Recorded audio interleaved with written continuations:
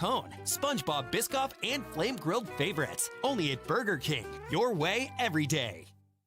The Buzz is proudly sponsored by Cayman Insurance Center, specializing in property, life, and other lines of insurance products and services. And Kirk Market, experience a world of choice. And Automotive Art Cayman, your car, our passion. And by Dorman Day, celebrating 10 years of opening doors to brighter futures. Visit dormanday.ky. And now, Radio Cayman presents The Buzz, an insightful and fresh take on a variety of issues that impact the local environment. This is where we address the topics that matter. Here's your host, Kathy Miller. Good morning, Cayman. I am your host, Kathy Miller. Welcome to The Buzz. I am most excited to say that I am sitting in the brand new studios that we have renovated. We've gone through a few months of renovations here at Radio Cayman. They're still ongoing, but man, the studio is really nice. I'm very happy to be sitting in it. We had some really tight spaces, a lot of fandangling to do. So thanks for putting up with us. I know the stream looked a little different, and then you didn't have any picture for a few weeks there, and I'm just so happy to be in such a nice, beautiful studio setting. Thank you as well to Dean and Ajesh, part of the Radio Cayman team, who also worked so hard to get this studio up and ready for us. So, so many thanks to you, and of course all the construction crews working here with this. So I'm happy to say that my very first guest for The Buzz in the new studio is Tanis McDonald. She is the co-chair of the Gala Committee for 100 Women in Finance and also chair of the LaunchMe committee, which is also a part of 100 Women in Finance. We're going to be talking about their 12th annual gala happening February 13th at the Kimpton Seafire Resort and Spa on the beach deck. And we're going to get into what the LaunchMe mentorship program is all about. And before I say anything more, welcome to the show, Tanis. How are you doing? I'm awesome. Thank you for having me. I'm excited to be the first guest in your new studio. It's it's very nice. I echo your thoughts there. Awesome. Thank you. Yes, you were saying the same sentiments, that it looked really good. And I'm like, yes, it just feels good. You know, when you're in the right kind of environment, all the other good things come out of you. So I have actually never spoken to anybody about 100 Women in Finance, and I've been seeing it for years. I think it's such a great organization. I don't know too much about it, so this is a bit of a learning lesson for me, which is great because I've always been curious. Yeah. So I guess I'm just going to ask you to lead the way. Tell us a little bit about 100 Women in Finance. So the organization, or the Cayman chapter of it, has been here in Cayman for 12 years because we're having our 12th annual gala. It is part of a global organization, and we have a very large contingent here in Cayman. We're excited about that. We have over 400 active members. We've had over 800 people register over time. So we have a very big connection here in Cayman. There's kind of three different pillars of the organization in Cayman. We have an education pillar, we have an impact pillar, and peer engagement. So there's, I'm a co-chair of and chair of a whole bunch of different initiatives, but and so we have a lot of other volunteers that organize some of these other pillars. Education is mainly driven at, education events for all of our members. Peer engagement, we have different levels. So we have early career, mid-career, and I don't know what the term is for someone like me, or more advanced. The classic era in your career. That's what I'm going to go with. The gray hair era. Classic. And so we get together and discuss issues. The impact committee is the Gala committee, basically, and we raise money for different initiatives on island. Yeah. Okay, now you said you have, I think it was over 400 active members? Yes. What does it mean to be an active member? Is it So paid member, participating in all of the events, and helping and volunteering with different things. So we have a big group of people on island. Yeah. Is it considered a nonprofit organization? It is. Yeah. Yes. Okay. So we're all volunteers. We don't have any paid individuals on island. Global it helps us with some of the administration, but yeah, we're all volunteer members and helping, and the individuals that participate are paid members. Yep. So do you know how the name 100 Women in Finance came about? Because it's way more than that. It is way more than that. That is a good question. I would have to look that up because I don't actually know that. The initiative did start, or the 100 Women did start in New York, so maybe there's some connection there, but Yeah, it could I be. don't know. It could have just been a number that, we're trying to reach this, and you, Yeah. of course, definitely surpassed that. Yeah. So it is connected to a global program. Yeah. And the vision of the global program is to, help women with their networking and confidence and education and things so that they progress through their careers. The ultimate goal is to have, by 2040, to have 30% of women on all boards. So that's a target that, is a number that's thrown out there. Generally right now, I think most boards are somewhere maybe between 15 and 20%. So we're working towards a goal of getting more women on boards in the C-suite. Yeah. Yes. Okay. Now I saw that figure yesterday when I was doing a tiny bit of research, Yeah. and I found that very interesting. I think what struck me the most was we're trying to get 30% of women onto boards, and I think it said like senior positions. Yeah, senior position. And I said by 2040, and the first thought that came to me was, shouldn't we be more than at 30% right now? That was my initial thought. Yeah. And I was like, No. oh gosh, we still have as women, a long way to go to be able to reach those positions and kind of have that equality in opportunity. Yeah.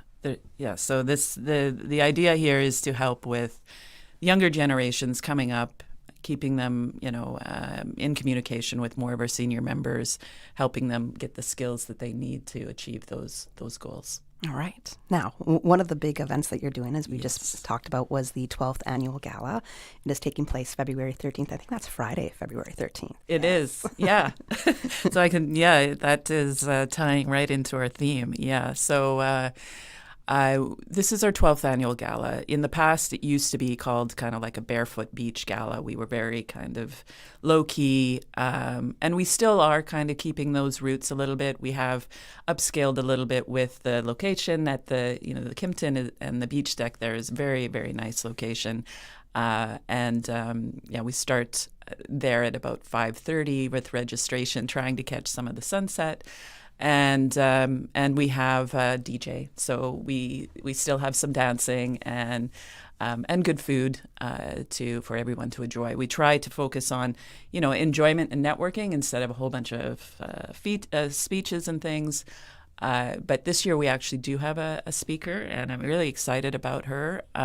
She's coming from the U.S., but she's gone through her career from being a prosecutor in the economic crimes unit with the U.S. government, up to being in the C-suite of a Bitcoin company, a public company. It's a digital asset treasury. So it's tying in the finance side with what Cayman is, doing with new legislation, and showing what someone who can progress through their career to being in the C-suite. So excited to get her perspectives so she can share with our. I like that because you also chose a speaker that is future focused and ties in exactly as you said with some of government's new revenue measures. So I think that's a very interesting focus. Yeah. Or you guys were just a little strategic, I would say, in bringing in that speaker, particularly. All right, so is there a theme? And you said it was tying into the theme when I said Friday the 13th, because I would have thought maybe Valentine's, but no. Last year we had a Valentine's theme, but this year we're like, how can we pass up Friday the 13th, Freaky Friday theme? So that's the theme. So if you don't, I don't know if you've watched what's Jamie Lee Curtis and Lindsay Lohan, I think, where they switch places. So that's kind of the comedy type version of it. This is a little more, we're doing black and white and just a little bit of switch on, on turning things upside down. There'll be some different perspectives and things with mirrors and stuff. But a little bit of a theme that people can play into with their dress or just to come and enjoy the scenery. All right. Now, why did you decide to take it from more of that barefoot beach vibe to a little bit more of an elevated experience? Well, I think we are trying to attract more sponsorship, and if we were upscaling a little bit, with a speaker as we do, and more not necessarily a sit-down dinner. It's going to be a mini buffet style, but then we get the opportunity to to say a few words to everybody and show exactly what we're raising our money for. So it's also a bit of a sales ploy to upscale a little bit so we can get more sponsorship dollars. I understand. And I'd have to say, we are surrounded by clearly the beach, ocean. We do a lot of beach kind of activities, and I love an event where we can dress up a little bit more. And there's a lot of events like that, so I appreciate those kind of galas that we do have. So I think it should be a good event, entertainment, a little bit different. Yeah. And the tickets entry, is it? Are you doing any kind of table sales or just individual ticket sales? We can, so we can do individual ticket sales as well as tables. So our ticket cost is $300, which is still very, I think, reasonably priced. Given, I'm an accountant, so we set a budget and we know exactly how much everything's going to cost, and we want to recover our costs with a ticket. Right. So $300. And that's for an event going from 5:30 to 10:30 with dancing. We also have a raffle, and there's a door prize and things like that. And the speech this year, so the speaker, all is included. And the buffet. And the we food, got the of buffet course. as well. Yeah. Yes, of course. So how does this event support the organization's long-term goals in Cayman? Yeah. So the proceeds from this, sponsorship dollars and raffle proceeds and things like that, will go to the LaunchMe program. I'm really excited about the LaunchMe program. This is the first year that we've brought it to Cayman. It is also a global program, but it's a global program that's been very successful. This year, the global program for LaunchMe had over 300 applicants for mentees. They had to turn people away. It more than doubled over the previous year. Wow. And it's so the impact of that. They did an impact study last year on the back of the previous year's program. And some of the feedback is amazing, giving, the young girls confidence. And I need to tell you a little bit about, who qualifies for the program. But one of the things that stood out for me as to why it should come to Cayman is a lot of the mentees said that they were able to get internships. Going through the program, they were more successful in getting an internship. And I know the struggles that a lot of our youth have going through university and coming, wanting to get a role back in Cayman or anywhere. Everybody struggles with trying to get a good job. But I thought that this was an area that we could help the youth in Cayman to be more successful in getting jobs with the finance corporates on island. Definitely. So this is the first year for the global LaunchMe program to take place in Cayman. Well, we are a cohort of the global program. So we set up and we have 24 mentees this year from Cayman. And 24 mentors. So we are operating alongside with the global program, but as our own kind of cohort. So we have our own local committee. Our local committee can help with determining any content and organizing little side events for the local mentees and mentors. So, and I think we can really expand this going forward. The program is... we have the benefit of using a global program that's been tried and true and has content in it that everybody approves of. So there's networking, there's career advancement, there's business acumen, there's something that they do each month, and we can get the benefit of that. All right, let's get into a little bit more details of the LaunchMe program, how you can be a mentee. Mm-hmm. What does the qualifications you spoke about? And I'd kind of like to know if there was any sort of catalyst that doubled the applicants from 150 to 300. So we'll get into that. We got to take a quick commercial break, and we'll be back in just a few. The Cayman Islands boasts of a long, colorful, and rich history. In tribute to our roots, Radio Cayman, the voice of the Cayman Islands, is pleased to bring you the Historical Vignette Series, brought to you by Rotary Central. For more than 110 years, Rotary members have used their passion, energy, and intelligence to take action on sustainable projects. The Cayman Islands, He hath founded it upon the seas. Mary Catherine Bodden, 1910 to 1994. Mary Catherine Bodden, nee Eden, attended school at Caswell, taught by Mrs. Nora Dilbert, nee Watler. She was a loving, caring mother of 4 children. She was a member of the Presbyterian Church from 1925 and served as choir director, organist, Sunday school teacher, and founding member of Women's Guild at Savannah. She traveled to the various districts conducting services for the Guild and took care of the preparation of Holy Communion for years. She was an active and influential cornerstone of both her church and her family. She was the mother of Cayman's first national hero, James Manoa Bodden. Radio Cayman's Historical Vignettes was brought to you by Rotary Central. For more than 110 years, Rotary members have used their passion, energy, and intelligence to take action on sustainable projects. Since 1993, Rotary Central has worked diligently each year to provide quality bus shelters to our community.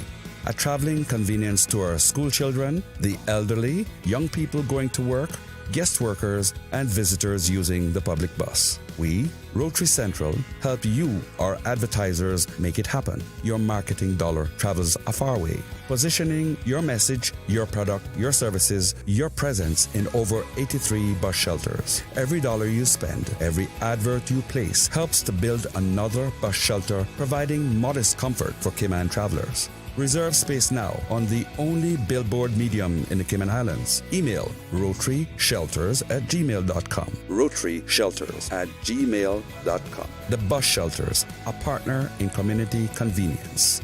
Another inspiration program by Rotary Central Cayman Islands.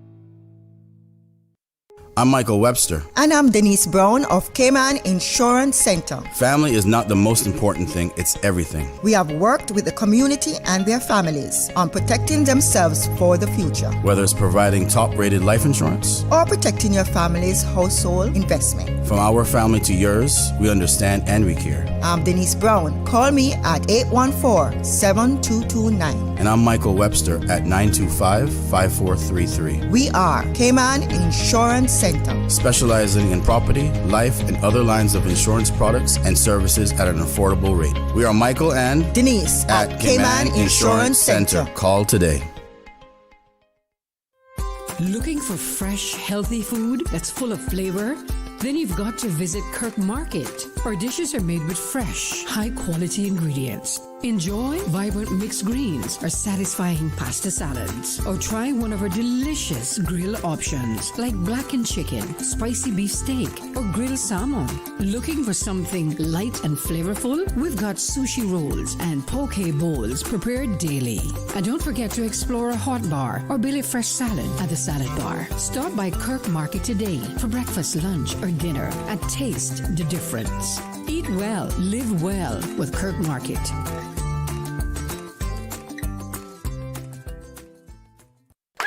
Celebrating 50 years of broadcasting in the Cayman Islands. This is Radio Cayman, 89.9 FM. The Buzz with your host, Kathy Miller.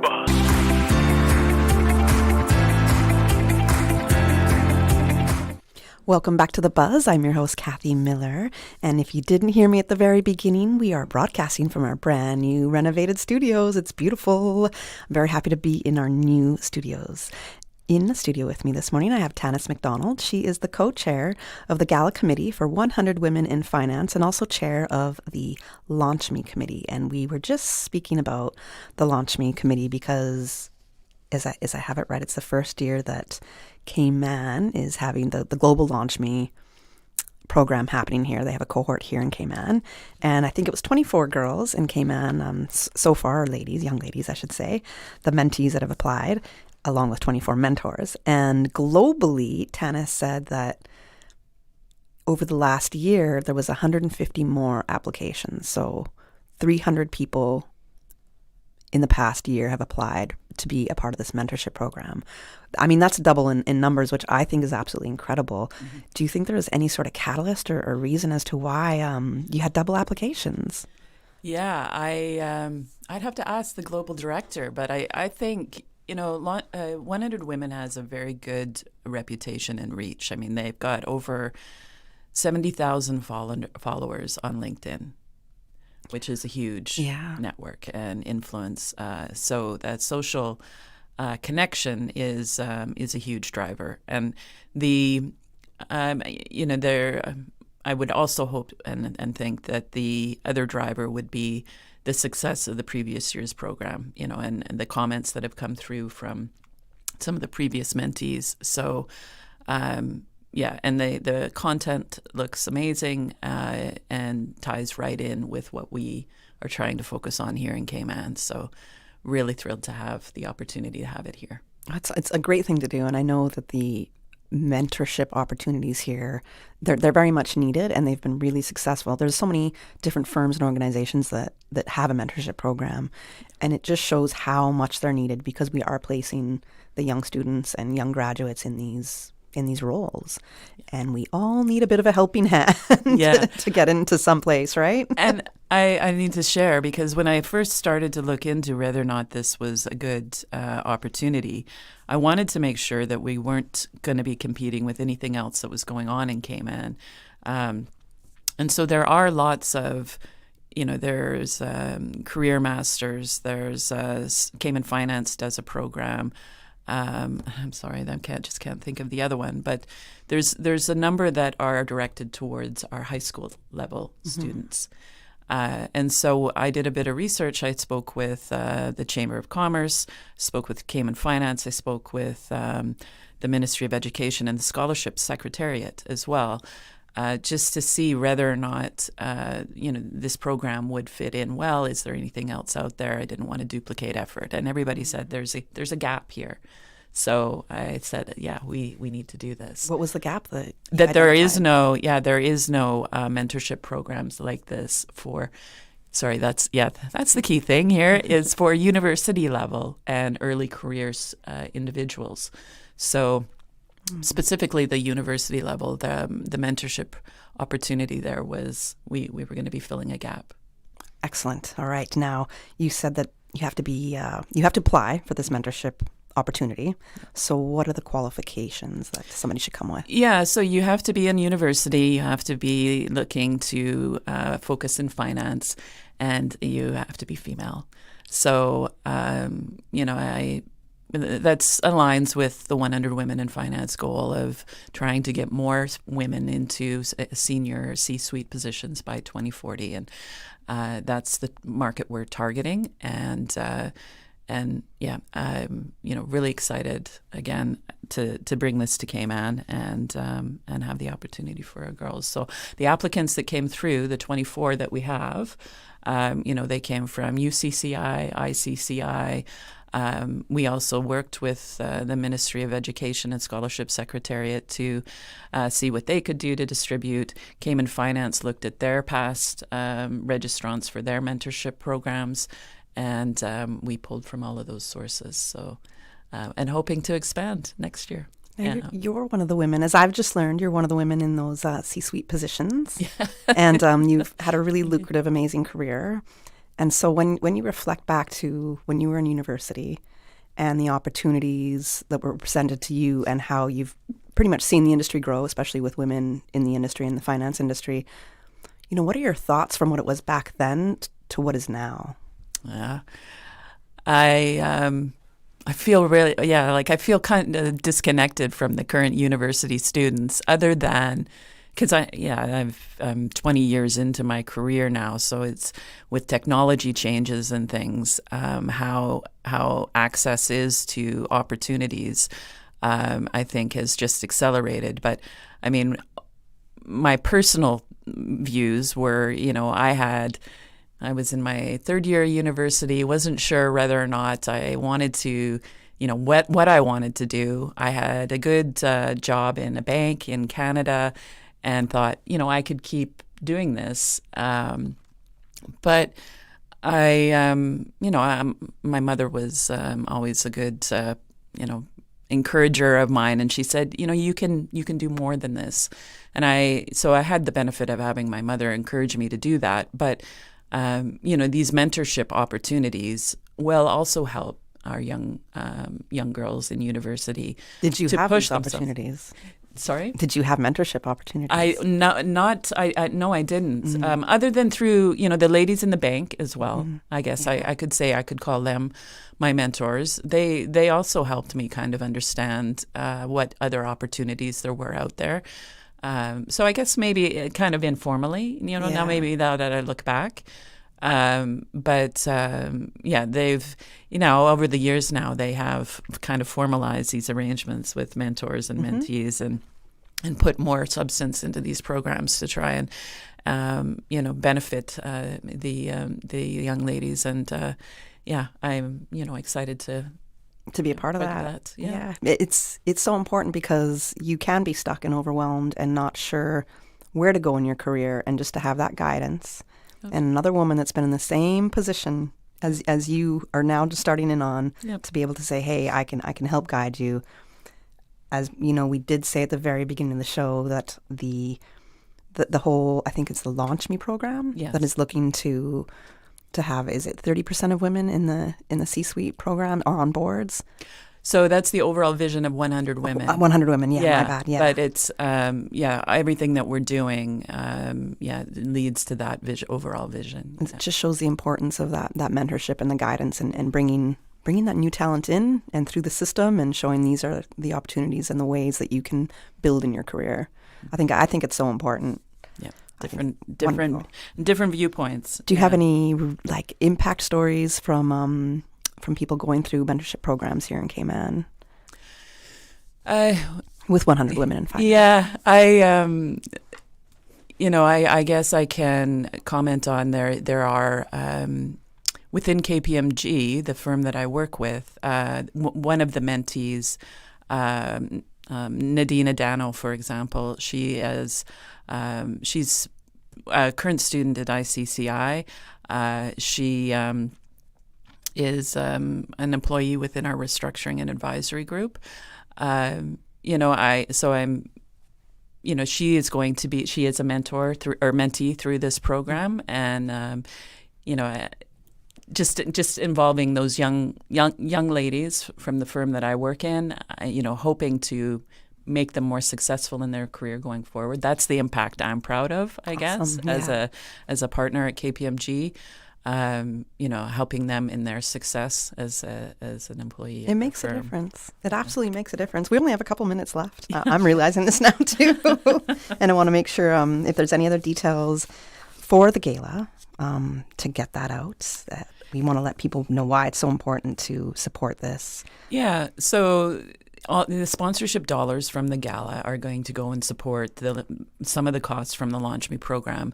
We do have the LaunchMe program runs on a technology platform called Cooper. So there's and it's tech savvy, or for those younger people, there's a mobile app, and it helps organize all of the events and different things that we are doing. So, I should say the LaunchMe program runs for 6 months actually, and there's 2 to 3 hours per month that you need to be involved in participating, and so that's all organized through the program. So we're looking for sponsors. We're hoping to raise more money for this program to make it successful, and that we can then take that forward and double our numbers in Cayman for next year. That's our ultimate goal. And if somebody like me wants to join 100 Women in Finance, what are our steps? So I would reach out and look on the website. So it's 100women.org. It's got everything on it. That's 100women.org, and you can find the Cayman location on there. You can find events on there. So the gala event is on there. You can link in and buy tickets through the website, or you can sponsor. All of our sponsorship information is on there as well.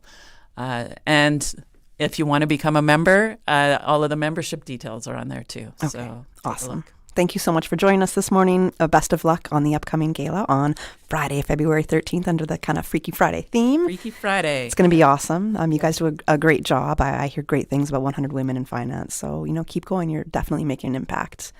Thank you very much, Kathy. Really appreciate the opportunity to be here. No problem at all. Good to have you. We're going to go to, I want to say, a time check and then the 8 a.m. news.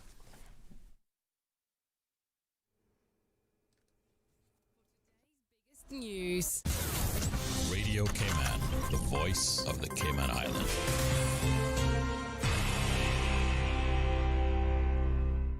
With your latest news, I'm Carsley Fuller. With temperatures in the 60s this week, the National Weather Service says you need to keep your sweater handy for the next cold front. Forecaster Ben Harding. The current outlook is for an increase in temperatures and some shower activity from Wednesday, as the cold front that has currently affected the Western Caribbean begins to drift back across the region, bringing some deep moisture south of our area through Thursday morning. After that, another cold front, albeit less impactful than the previous, will impact the Northwest Caribbean, bringing another round of rough seas and strong winds with some cooler temperatures. Meanwhile, dry and windy conditions will continue through most of today, with temperatures clocking out at just the mid-70s. Stick with Radio Cayman after the news report for the full weather forecast. The Royal Cayman Islands Police Service is stepping up its focus on neighborhood policing with the reintroduction of its community beat officers. Radio Cayman's April Cummings explains how the program is meant to work and what it could mean for residents. The RCIPS says putting named officers back into specific communities is central to its plan for safer streets and stronger public confidence. Community policing officers will be assigned to define beats in Georgetown, West Bay, the Eastern Districts, and other key areas, with a remit to get out of their cars and meet the people they serve. These officers will be carrying out regular foot patrols, visiting schools, and checking in with businesses and homeowners, as well as working alongside partner agencies to address issues like antisocial behavior, youth violence, and domestic tensions before they escalate. The initiative aligns with the RCIPS Strategic Policing Plan 2024 to 2026, which prioritizes prevention, visibility, and collaborative problem-solving with the wider community. Police officers say the long-term goal is a visible, trusted presence in every neighborhood, using community partnerships to prevent crime rather than simply responding after it happens. April Cummings, Radio Cayman News. To see the full list of community police officers and their assigned communities, visit radiocayman.gov.ky or check rcips.gov.ky. And get ready for some big sound, bold energy, and serious groove. Jazz and Trance Big Band takes the stage under the direction of saxophonist Dennis Carbo on Thursday, and you're invited to join as Cayman Arts Festival 2026 officially kicks off at the Hartwell Theater. K-Musica's Marius Gaina. It's Dennis Carbo and his entire big band that he has with a lot of students. Some of them they are involved in our programs, some others in other programs, but music teachers. I mean, it's the image of Cayman with everybody coming together to perform nice music and having good time. You can find there your friends, you can find there people that is like, oh, it's from Cuba originally, things like that, but amazing. The show will blend classic jazz, swing, blues, Latin jazz, and Caribbean rhythms with a modern flair. Again, the show is Thursday at 7 p.m. at the Hartwell Theater, and you can get your tickets at eventbrite.com. Now with a check of international news, here's the BBC, which takes us out of the newscast. I'm Carsley Fuller. BBC News with Emily Thomas. Russia has targeted Ukrainian energy infrastructure in another night of heavy bombardment of Kiev and other regions, including Kharkiv and Odessa. President Zelensky accused Moscow of using the coldest days of winter to terrorize people. The Paris prosecutor's office has been conducting a search at the offices of the social media platform X. An investigation of possible algorithm manipulation began a year ago, but it's now been expanded into whether X is complicit in pornographic images of children. More Gazans are expected to pass through the Rafah crossing a day after it reopened. The Palestinian Red Crescent said it had taken 16 patients there in the hope they could depart for Egypt. Russia has promised Myanmar's military government help in safeguarding its security, territorial integrity and sovereignty. Russia's top security official Sergei Shoigu heaped praise on recent elections, widely dismissed in the West as a sham. Moscow has warned that the world is heading into more dangerous times a day before the last nuclear arms control treaty is due to lapse. The Kremlin said the US had not replied to its proposal to keep a limit on the number of warheads. Operations at Bangladesh's main seaport have been severely impacted after workers began a 24-hour strike. It comes in response to plans to transfer one of the terminals to a logistics company based in the United Arab Emirates. BBC News. Stay in touch with Radio Cayman with the latest up-to-date, accurate news and information. For your convenience, the headline news will be repeated on our sister station, Breeze 105.3 FM, weekdays at 8:30 a.m. Follow Radio Cayman on social media, Facebook, Instagram, Twitter, or download the Radio Cayman app in the App Store or log on to www.radiocayman.gov.ky and stay connected to what's happening in the community. Radio Cayman, your voice, your choice, your radio. Since 1993, Rotary Central has worked diligently each year to provide quality bus shelters to our community. A traveling convenience to our school children, the elderly, young people going to work, guest workers, and visitors using the public bus. We, Rotary Central, help you, our advertisers, make it happen. Your marketing dollar travels a far way. Positioning your message, your product, your services, your presence in over 83 bus shelters. Every dollar you spend, every advert you place helps to build another bus shelter, providing modest comfort for Cayman travelers. Reserve space now on the only billboard medium in the Cayman Islands. Email rotaryshelters@gmail.com. rotaryshelters@gmail.com. The Bus Shelters, a partner in community convenience. Another inspiration program by Rotary Central Cayman Islands. The 7:20 a.m. Weather Report, Monday through Friday, is brought to you by Credit Union. On the road to 50 years of serving our members. Visit creditunion.ky to join today. The 8 a.m. Weather Update, brought to you by CG Britcay, where people come first.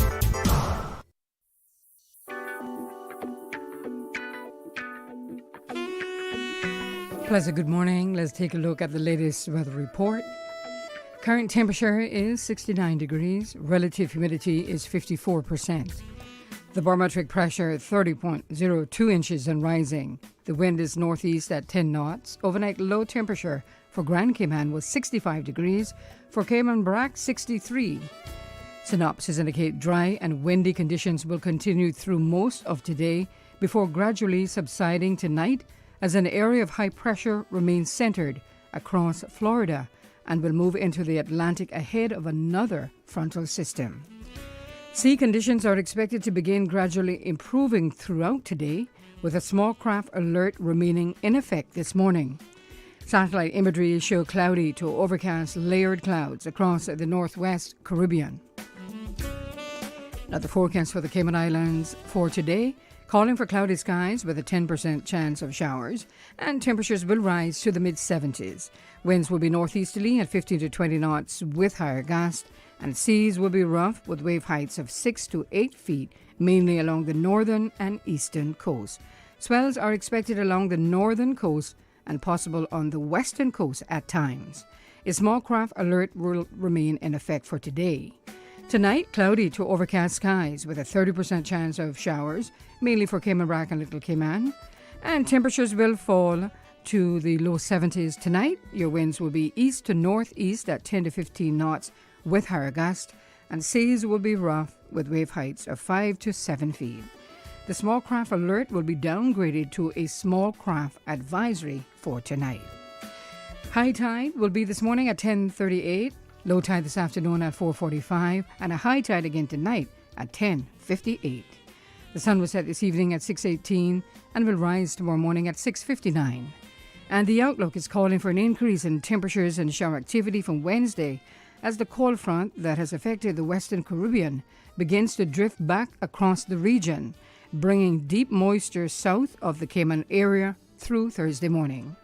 Thereafter, another cold front, albeit less impactful than the previous one, will impact the Northwest Caribbean, bringing another round of rough seas and strong winds with cooler temperatures. And that's the very latest on your weather report.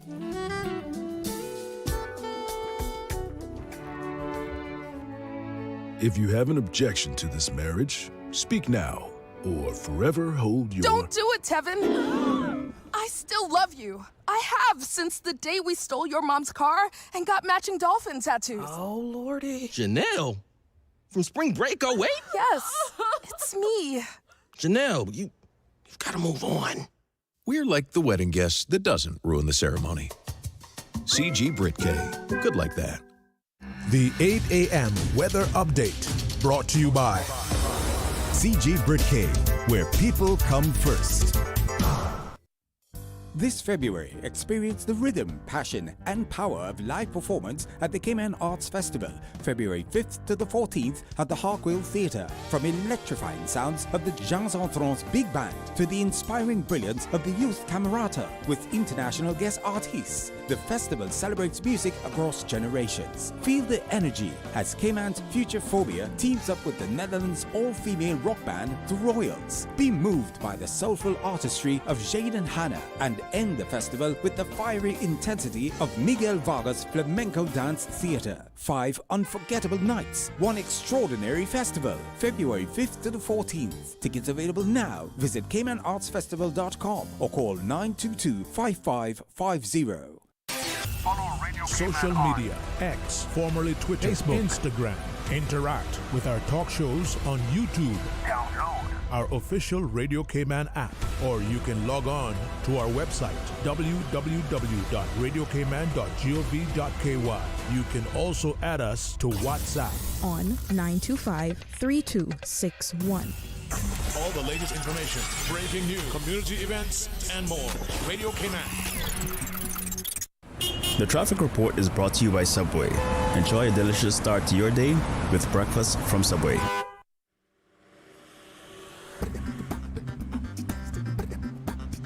Good morning. Let's take a look this time at what's happening on our roads. See what's slowing, what's flowing.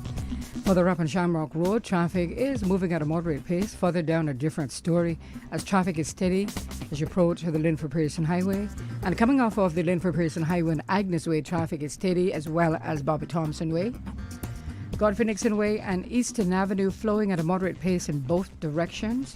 And moving on over to the West Bay area, in front of the Ritz, traffic moving at a good pace in both directions, as well as coming from the West Bay four-way stop.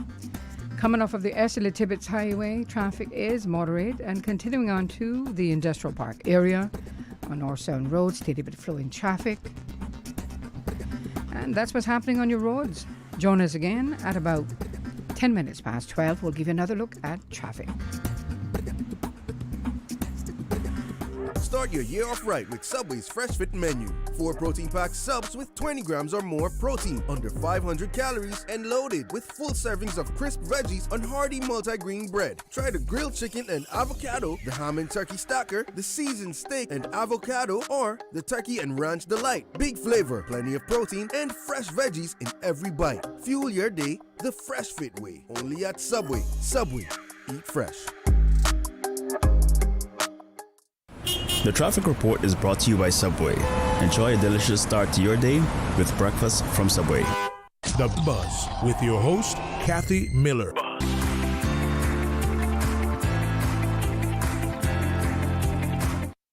Welcome back to The Buzz. I'm your host, Kathy Miller. And if you're just tuning in with us this morning, it's my first Buzz show in our brand new beautiful studios. And I'm welcoming from Mise en Place & Co. We have Sean Collins, founder, and Justyna. Justyna, I know you just told me how to say your last name. Hachulska. Hachulska. My bad. You're I had it. Great. You're doing great. I had it, and then I had to really introduce the segment again, and it just slipped me. I'm sorry. My bad. She's the managing director for Mise en Place & Co. So we are talking about a recently launched, I guess I want to say like new brand, because we've put all a rebrand. Good morning, Kathy. Good morning, all Good the morning. listeners. Oh, we're here to talk about all the Mise en Place companies under one big umbrella now, right? That's right. Yes. Awesome. So how you guys doing? It's been a minute. I haven't had you in studio in It's been last. a year. Has it been a year? Last we spoke about was the Yum. Yeah. Yes. Yeah, which I love. I thought that was a brilliant program that you've introduced with the schools and helping the children get their nutritious needs fulfilled. And Sean, you explained why that was so important to you the last time you're here. We'll get into a little bit of that, talk about that as well. But, still striving. You know, we got to start off with, you did start back in 2002 with Mise en Place. So this is long before Cayman's food scene was as locked in as it is today. It's definitely grown. And we just had Cayman Cookout and all the rest, and I'm sure you were part of that. So what has the landscape looked like from 2002 to now? And what gap do you remember at that time were you trying to fill when you started Mise en Place?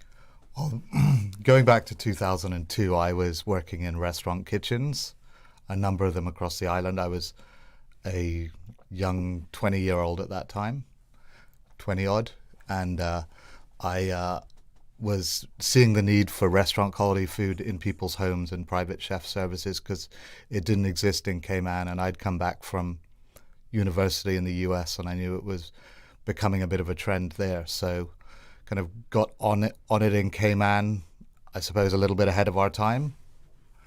And then we've been going into people's homes and offering event and catering services, as you say, since 2002. All right. For me, when I moved here in 2005, Mise en Place was one of the only, I want to say, catering companies that I could even think of that would just come top of mind for me.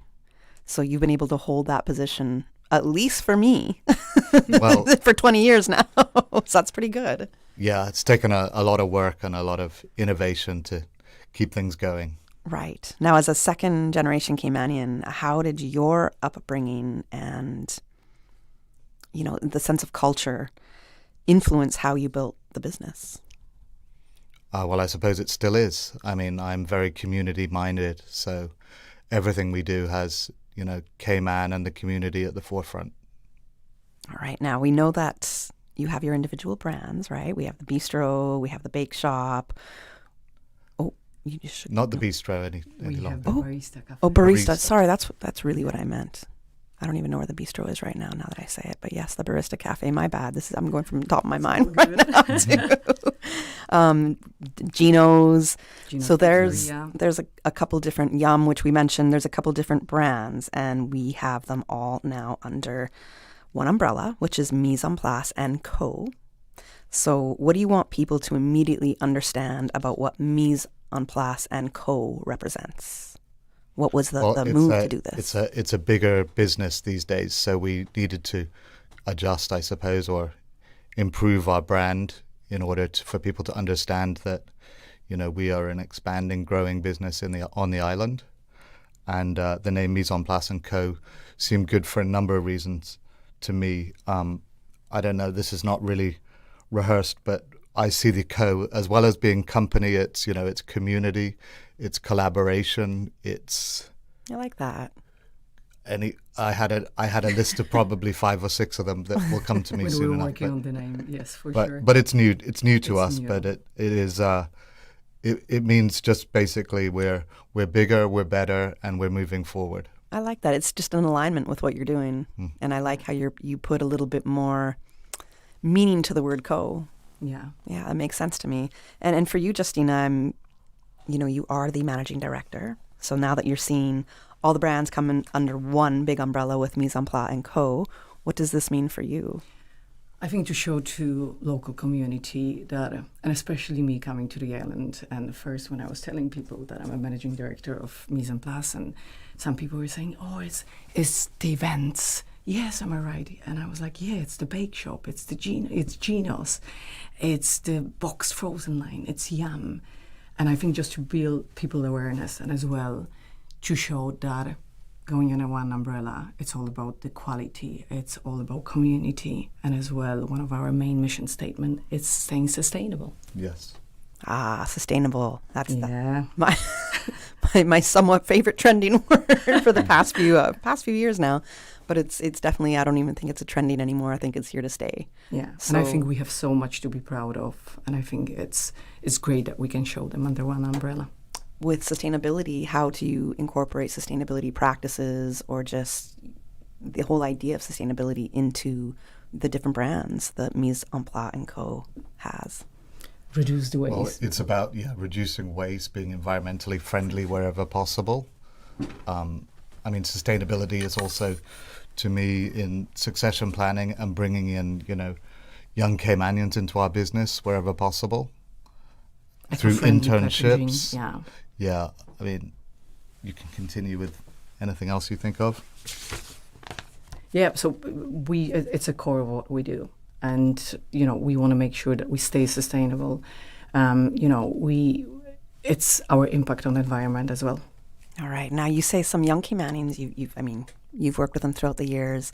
Do you have any, and I asked my last guest this as well, so do you have any kind of success stories in how you've helped guide a young Caymanian through the food industry, really? Well, I'm in the process at the moment of working along with a young chef who's just about to go to the UK to compete in the Young Chef, Young Waiter Awards. So I've been mentoring him and guiding him through the process of the competition. I'm actually supposed to meet with him this afternoon and then prepare him to go head off to London in February this month. We're in February already, right? Yeah, that's true. Yes. And I forgot. he's going to compete on the world stage for Cayman in a culinary contest in London. I think that's awesome. And myself and another group of chefs have supported him all the way since he competed locally in October, so the last 4 or 5 months. So what does that, I guess, the mentorship and the preparation look like? What does that entail? It's a lot of tasting and recommendations on dishes and how to improve, basically. I feel like if you need volunteers for tasters, you should easily find. That's funny. I always get that response. Everybody wants to taste. Yeah. Well, there you go. It's people are trying to support you. Okay. That's the community building aspect. Well, here. it's going to continue for the next couple of weeks until he leaves. So if there's need for more tasters, I will definitely be letting you know. You'll reach out. All right. We like that. We like that idea. Okay. So now late 2025. Why was late 2025 the right moment to bring all of these brands under one parent company identity? I think because as we progress, and Justyna had been in the company for a year, I had to step back a bit as the founder, and I now find myself in more of a development role. So we felt like it was just the time to relaunch, I suppose, and a lot of expand and a lot of exciting things to come. All right. It's been a year that you've been in this role, Justyna. Yes, to be precise, 14 months. Wow. I don't know why I'm thinking it would be a little tiny bit longer than that, but yeah, it's just a year. Okay, 14 months. 14 months. Yeah. So, and you just said, Sean, it's allowed you to kind of relax a little bit in some aspects, but now you're in more of the development role. So what has changed for you majorly since Justyna has come in and said, okay, I will manage this part of the business? I don't have to concern myself so much with the day-to-day and operational aspects of the business.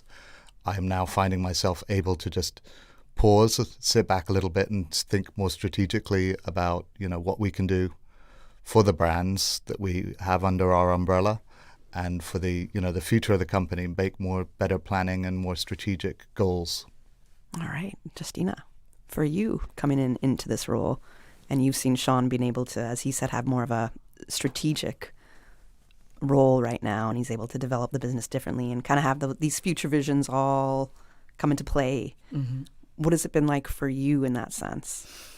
I think it was, a fantastic year for me coming in from, a totally different environment and looking at the business from a perspective. So last year, we really focused on bringing new systems into place to make the company, better, from financials to new payroll systems.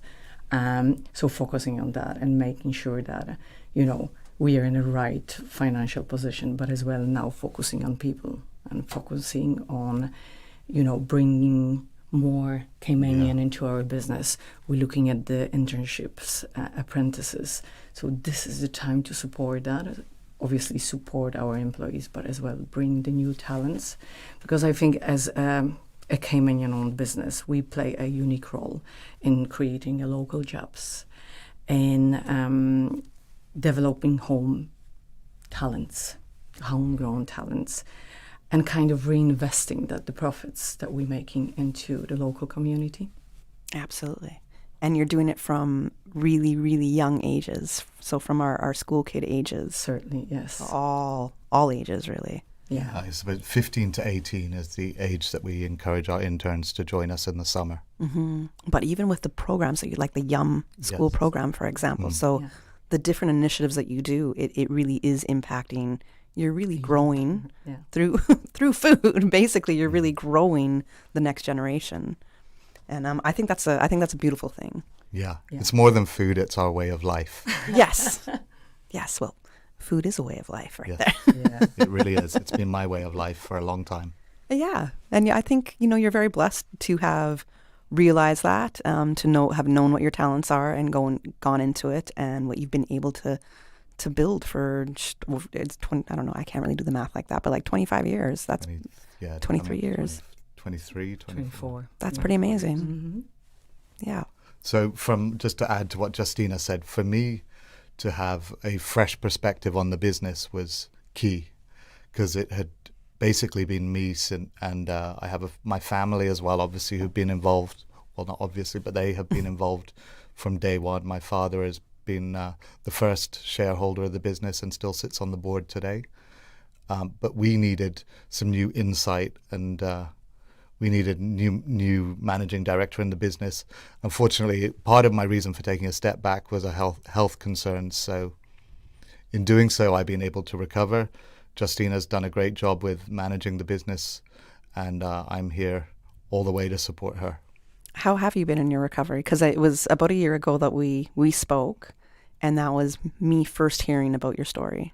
Yeah, I'm just had my 3rd-year anniversary of a stroke, quite a severe stroke that occurred on New Year's Eve 2022.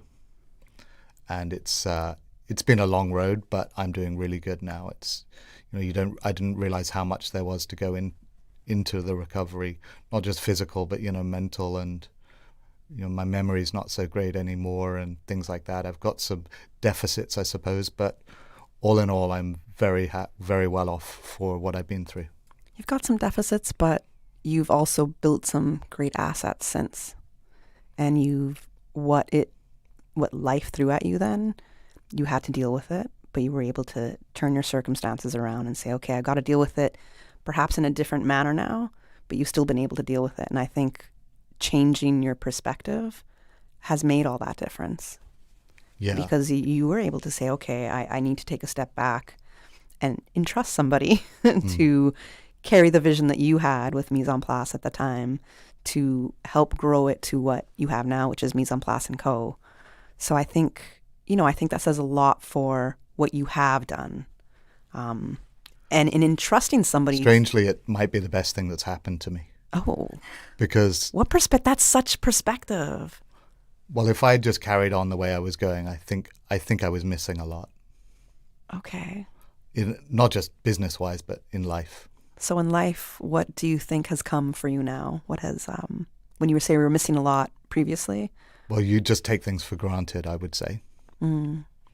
And now I realize, slowing down and appreciate things more grateful for what I have, this business, because fortunately can provide for my family and I through, as we continue to grow it and improve the performance of the business, we can feel more comfortable that we can, live a pretty good life. And nutrition for you was a big focus since your stroke. Yes. So I think we're going to take our first commercial break right now. When we come back, I'd love to hear about why you wanted to have a heavier focus on nutritious meals. All right. So when we come back from our commercial break, we'll attack that. Radio Cayman News. Hear ye, all citizens, residents, and visitors to these Cayman Islands. We gather to honor service that has quite literally shaped the Cayman Islands beneath our feet. Mr. Benz, Ebanks. Radio Cayman. Radio Cayman. Your voice, your choice for today's biggest news. 7 days a week. Looking for fresh, healthy food that's full of flavor? Then you've got to visit Kirk Market. Our dishes are made with fresh, high-quality ingredients. Enjoy vibrant mixed greens or satisfying pasta salads. Or try one of our delicious grill options like blackened chicken, spicy beef steak, or grilled salmon. Looking for something light and flavorful? We've got sushi rolls and poke bowls prepared daily. And don't forget to explore a hot bar or Billy Fresh salad at the salad bar. Stop by Kirk Market today for breakfast, lunch, or dinner and taste the difference. Eat well, live well with Kirk Market.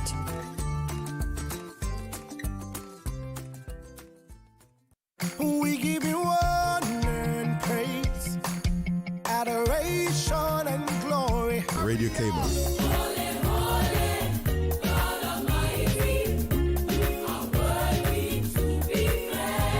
Praise time. Praise him, praise him. Come and let's praise the Lord. Come and let's praise the Lord. Praise him in the morning and in the evening. Oh, let's praise the Lord. Praise time in the morning. Praise him, praise him. Weekdays 6 to 6:30 a.m. Radio Cayman, waking you up. Rock my soul in the blues of my favorite. Rock my soul in the blues of my favorite. Praise time. I know he cares. He'll always be there. Oh, yeah. Praise him, praise him, praise him, Praise time. Set your clock for 6 a.m. or you will miss it. The Buzz with your host, Kathy Miller.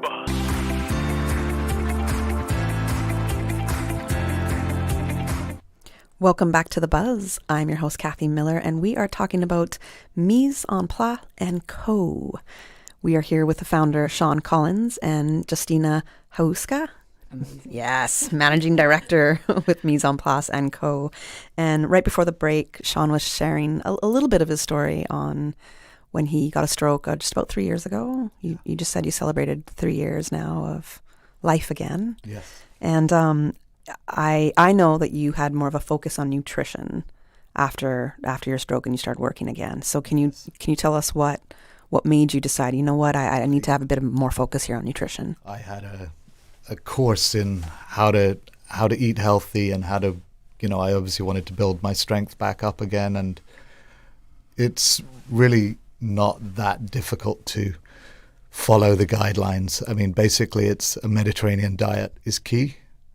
And I was somebody who never ate processed food anyway, but now I am very much about whole foods, healthy options all the way. Obviously, no smoking, no drinking, alcohol. A Heineken Zero is perfectly good for me now. Okay, all right. Some people really need to hear that. Yeah. There's a lot of people that do want to quit alcohol, but love just the taste of beer, for example. So, when you can get non-alcoholic wine and all the rest. I mean, it's what I do. So if you feel the itch, it's possible. So I think that's a good message. Oh, yeah. I've completely changed my habits. Yeah. All right. Now, I want to go back to you transitioning into... I'm trying to incorporate that more into the business as we go along, but I'm still working on a few of those things. But I know for probably until I ran out, I would continually eat things like kombucha in my recovery. Sorry, I'm not trying to say kombucha is the drink, right? Is it kimchi? Kimchi. Yeah. I would eat kimchi for lunch every day just because I needed help with, kind of kicking my digestive system back into gear. But I realized the benefits of that, and I think it's really good for gut health, if I'm right. Very kimchi. good, Yeah. So that was good, and then I am all about my multivitamins and supplements, whatever I can take, but I also realize you can take it too far and, just Google and Google and Google all day long. That's true. And mostly our medicine can come from our food. Yeah. So, yeah, we don't need the supplements, but right. if it can help top up anything in magnesium or whatever it is, I've done it all now in the last 3 years, and I think I figured out what I need to do. But a large part of it is exercise and diet. And you've noticed a difference like in your energy, clarity, your mental, yeah. Energy was something that the stroke took from me, unfortunately, but it's coming back. Okay. And I think I can confirm that because even, being so fortunate to moving to Cayman Islands and running such an amazing company over the last 14 months, I see such a great change in Sean. And obviously all the kind words of giving Sean the space. But it's quite contagious to all of us. And I think we all kind of trying to be more healthier, better. And especially, running so many businesses, sometimes you just get caught on. But Sean kind of brings sometimes me down and say, Justyna, you have to relax. Yeah, I'm slowing people down now. Because my past life in business was just go, go, go. And I now see that I didn't schedule my week very well, but I would just take on anything and everything. And now I'm very selective of what I need to do. I prioritize my appointments, and the business decisions we make are sitting down and what do we have? We have a top 5 every week. Yeah. And what's a top 5? But as well, in recent bank holiday, we took all our management team for a wellness day. Retreat. Okay, which was nice. Amazing. Yes. And some people were like a bit apprehensive, but actually coming to it and taking part into it, it makes us realize that work is important, but our well-being is important as well. It's very, very important. I think more and more these days, it's almost like it's an epidemic of a lot of, I want to almost say, mental health issues happening. You're certainly right. That's a huge rise in that. And a lot of it's correlated with work. Yeah. It's the cost of living. It's so everything. We're also going on. introducing global to all our staff the option to go and to meet with somebody on the company's expense whenever they feel the need. I think that's absolutely wonderful as well. Yeah. It's a great benefit. For us is really focusing on our employees and their employees' well-being. health and well-being. Yeah. Well done. Now, when you knew, Sean, that you had to take a step back and you were like, I need to bring in a managing director here.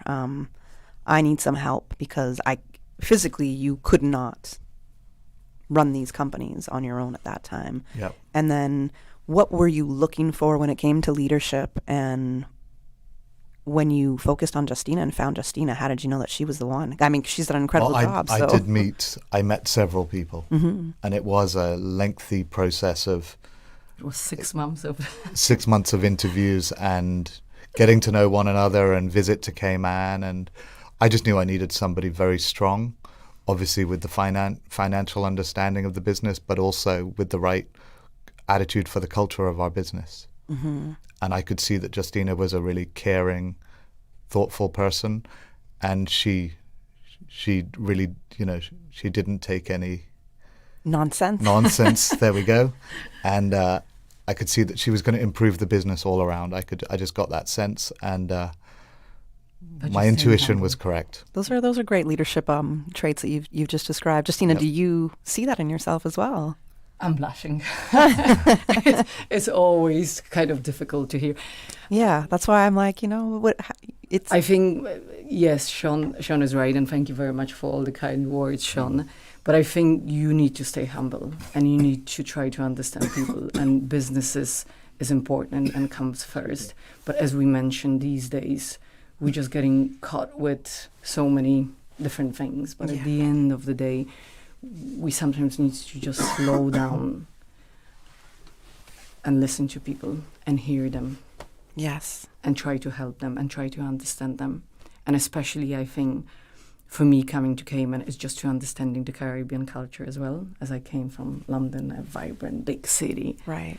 But I think after the time spent here, I really understand that and appreciate that. And it's a beautiful culture, but at the end of the day, you need to find the time. I think we're all starting to learn how important connection is, to connect a little bit more, and the go and never stop kind of mind frame when it comes to work, that can be really stressful, and it also disconnects us with people, and then it kind of has us treating people like robots. Soon we're probably all going to be working with robots, or they're just going to replace that's so true us working entirely. So it's finding that kind of human element again, and I think taking a step back and just focusing on the human element again, and the human connection, I think, is so important in business. So from a leadership and operations perspective now, what changes when you move from the individual brands now to this unified company under one umbrella? I think it's, again, you know, what we've mentioned already is just showing the people that Mise en Place & Co. is all about quality. And you get, you know, we're looking at the local produce, the community, local community. Just making sure that no matter what brand you will go for, you will get the same status, the same excellence, the same quality.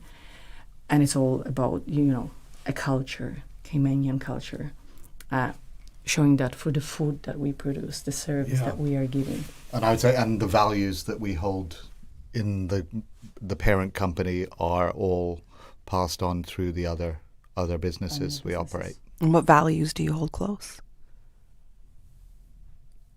I mean, a lot of what we talked about is bringing local talent into the business, sustainability, the community aspect. Community. I wish I could had all our values listed in front of me.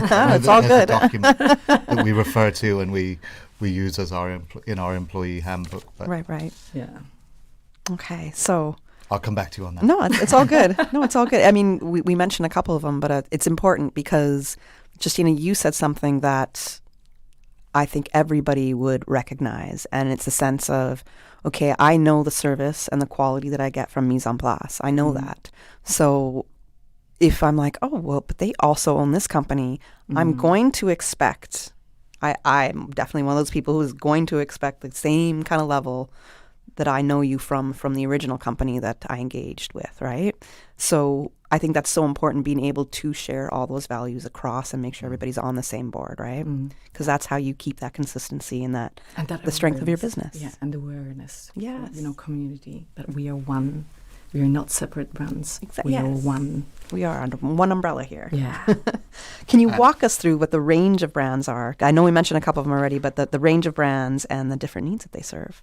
Sure, I'll try and do it in chronological. Okay. Well, we started off as the being known for our events, and that was the original Mise en Place name, and we're still doing that today. We're catering quite a lot all over the island. January was quite a busy month for us. Wonderful. From elegant weddings to weddings, small dinner parties to high-end corporate clients and events.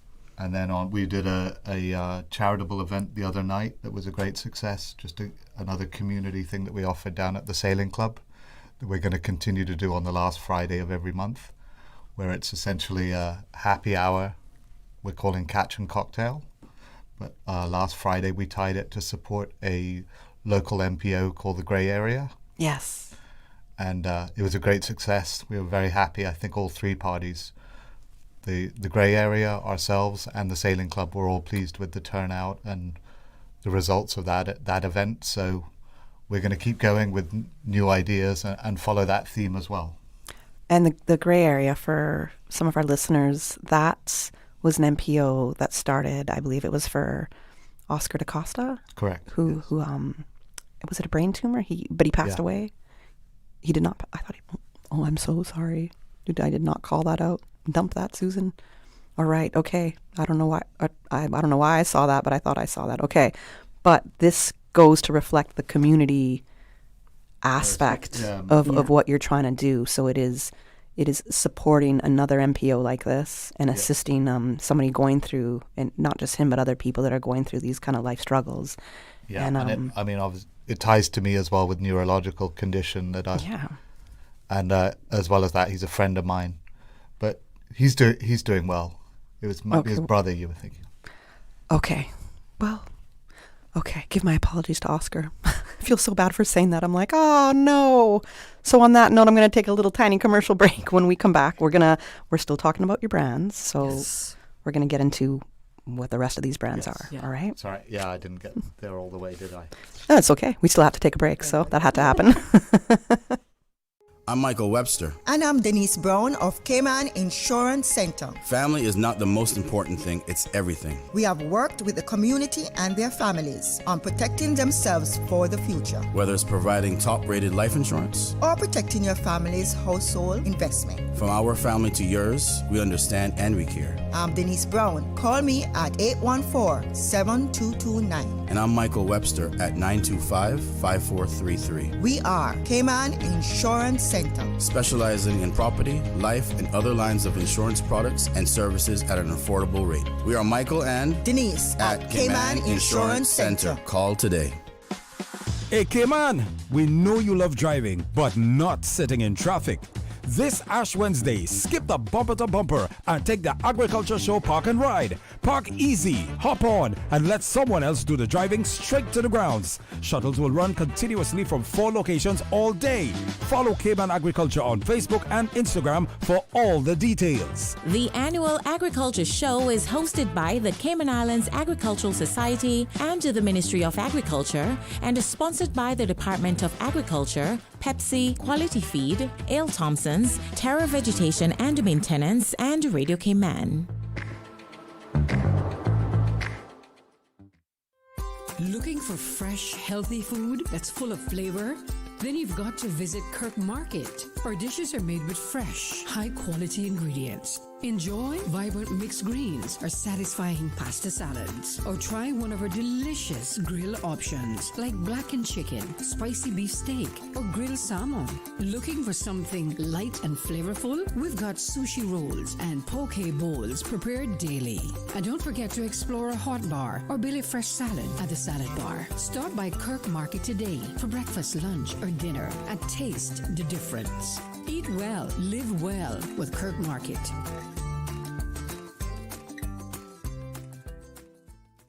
The Buzz with your host, Kathy Miller.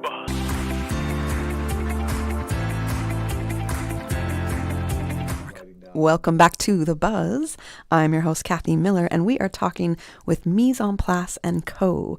So this is the rebrand that Mise en Place went through. So now it's Mise en Place & Co., which we had Sean telling us that the Co is not just for company. It stands for community, collaboration, cohesiveness. That's another word that we pulled out here during the commercial break and in talking about it. And we were just going over a list of the companies that fall under Mise en Place & Co. And you, Sean, had started with, you said chronological order. I was trying my best to remember them in chronological order. So we started off as an event business, bringing restaurant quality food into people's homes. And that was, in 2002, October 2002. And then we, in 2006, we got into the school catering market. And that brand developed into Yum in 2020 with the launch of a app in order for convenience for parents to order all the lunches and keep a track of what their kids are eating and enhance the offering even more with more healthy options. And we should mention in our portfolio we have 13 schools, a mixture of the government and the private schools as well, and obviously seeking for, and ready to collaborate more. Yes. Yeah. That's pretty awesome. And I mean, we spoke about Yum when you were last on a year ago in depth, and I was blown away by how amazing it is, and especially when you're talking about nutrition here and how you had a focus on bringing really nutritious meals to school kids. I remember what it was like when I was a kid, packing probably the worst thing to eat for lunch. And when I went onto the app to look, I was just absolutely blown away by the selection that's there. Like, where was this back in my day? So I think it's pretty impressive what you're doing with Yum. Mm-hmm. I think it's probably the area of the business I'm most proud of where we've had an impact on the community in terms of the youth diet. Mm-hmm. And I know that I think it was 2010, there was concerns about obesity amongst youths in Cayman. And I've heard reports more recently that has gone down significantly. And I'd like to think that that's part of us offering salads instead of French fries in schools. Of course. And just the education that comes around that with our staff and effort in the school to educate people on better eating habits. Wonderful. And we all need it. So, and imagine if I was really young and learning that, I probably wouldn't be almost addicted to chocolate in my adulthood.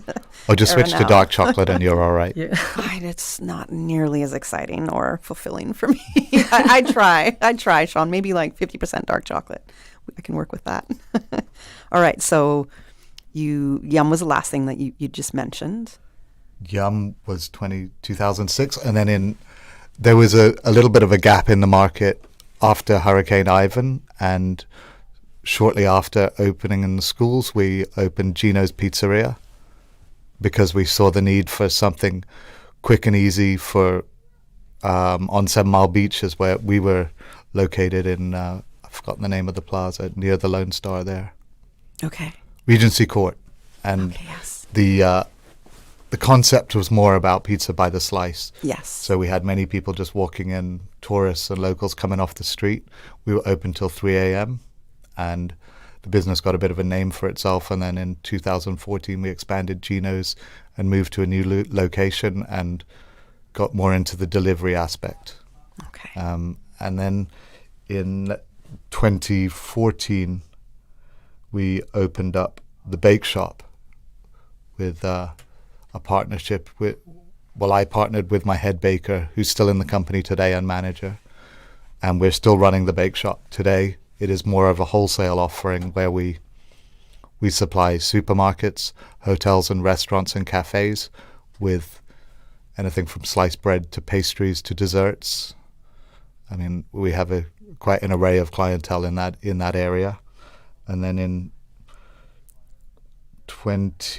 now I'm getting my dates. I can barely remember yesterday, so you're doing really well with the dates right now. And then in 2017, we started exploring the frozen food market because I could just see that I wanted to do something where it was again healthy. We didn't put any preservatives in it. It was the only means of preserving the product was through freezing it, blast chilling it. And then we started making, we started off with more classic dishes like lasagna and for the British cottage pie and seafood pie and things like that, kind of more comfort food items. And now we're continuing to expand that line into more healthy offerings. And, we've got, I think, 28 different items, frozen items that we offer through nearly all the supermarkets, if not all supermarkets on the island. I think Cayman style beef is one of them. And Cayman style beef, Yes. Chicken curry. Jerk chicken. I just might have to challenge you to a Cayman style beef cook-off because I have declared myself like the 3rd best chef of Cayman style beef in the Cayman Islands. A huge claim. Do we have to have a cook-off or can I just come by and eat it? You can come by and eat it. How's that? Yes. Perfect. Challenge accepted. Right? I guess if I get to be part of the tasting crew, I could do this for you as well. Okay. Yes, this makes sense. This is the reciprocation right here at its finest. But those boxed lunches, those boxed meals have saved me many a times. So they are great.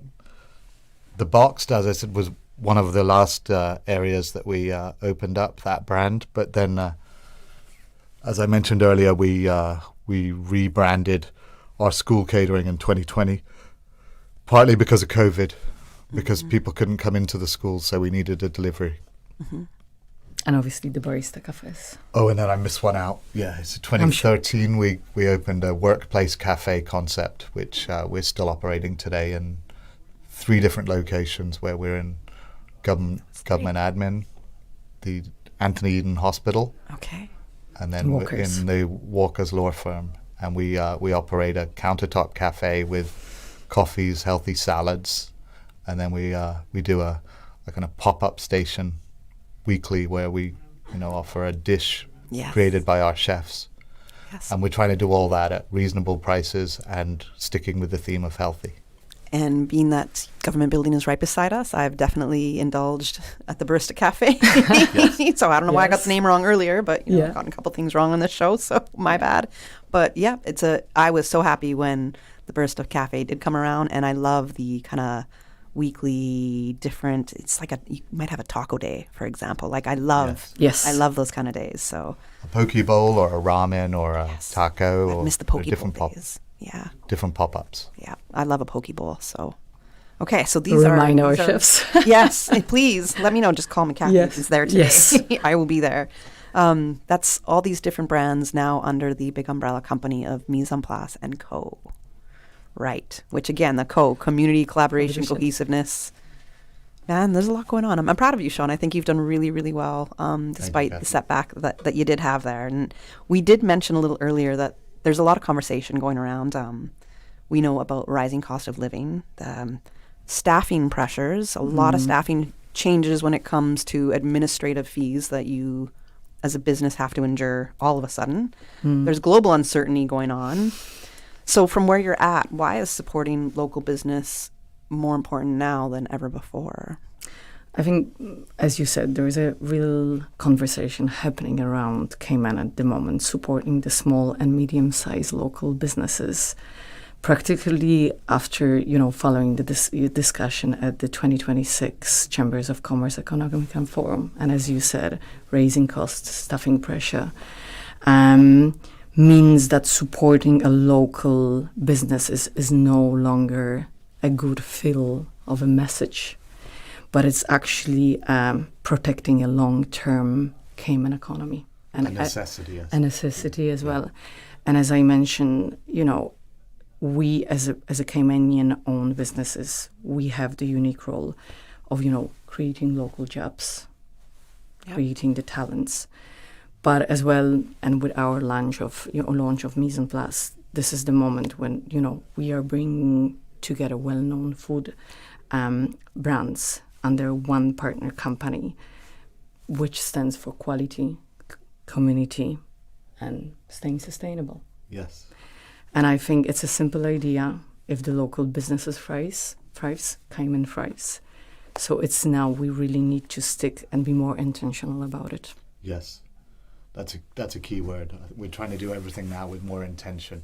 Yeah. And making sure that where maybe in the past we've said we need to do this, now we're doing it. Yeah. Yeah, good. Putting the ideas in motion and executing. Yes. Yeah. It's important. There's so many great things I think that you do, and I think even you have several smaller businesses. I think for all the businesses in Cayman, they really are. They're part of what threads our economy together. It really does weave all of us together. It connects all of us. We all need each other. We could not survive here without the smaller firms. Yeah. So not the big, huge corporations. Great, they're part of our economic pillars and sustain Cayman per se, but really it's the small businesses that are the lifeblood of everything. So I can see a lot more collaboration happening. I see what you're trying to do within the community and supporting other community initiatives that are going on, and it's absolutely incredible. So you've had some visions that you've worked on and you've made come true for yourself. What other visions do you have? Where would you like to see Mise en Place be in the next, let's say, 5 years? I'll let. Yeah. I'd like to hear Justyna's vision. Hey, all right. We will definitely strive. We will make it better. We putting, as I mentioned, new systems into place. And I should mention we just implemented a new ordering systems for the events, the Flex. We want to grow, but we still want to keep our momentum of being local. Supporting local, hiring Caymanians. So all our mission statements and just making it bigger. And as I said, it's just a start for Mise en Place. All right. I like this vision. Now, Sean, I want to hear from you. You are the founder. Well, my vision is to get back more involved in initiatives with the company, like, as you said, like we're manifesting now today, such as what we did last week, supporting the grey area, and anything else that we can do which is community-minded, and supporting my team where we can do more and we can do better is my vision for the next few years. Okay, wonderful. Now, is there any lasting words that you want to leave with our listeners? We got about a minute. So. Please follow all our social media so you can check us on Facebook, Instagram, our LinkedIn as well. Please follow us. We just recently revamped that as well. And obviously miseonplace.ky, our website. And for any internships or apprentices, please email us on info@catering.ky or events@catering.ky.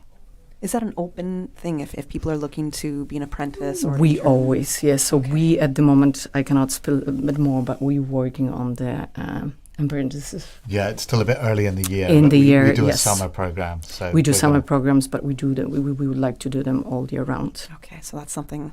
It's coming in a pipeline, yes. When the kitchen has got so much production going on with the schools, etc., it's hard to bring in interns or apprentices at that time. So the summer months when things are a bit slower is when we can focus a bit more on training. Okay, wonderful. All right, thank you both for joining me this morning and Thank you so much for having us. It's always great. You, Kathy. It's been a pleasure being here. No, it's awesome. I love having you on. I hope it's not as far apart again. I'd like to have you on and, not next year. Soon, that would be nice. I'd like to hear more about when this apprenticeship program, if it becomes year-round. We will be here. Hear about that. We gladly come back, yes. Yeah. We're going to go to the 9 a.m. headline news now. And when I come back, we are going to be talking about One Carnival. We have the chair of Mise and the chair of Cayman Carnival, Badabanu, about to join us in the studio in just a few. This is the People's Radio Station.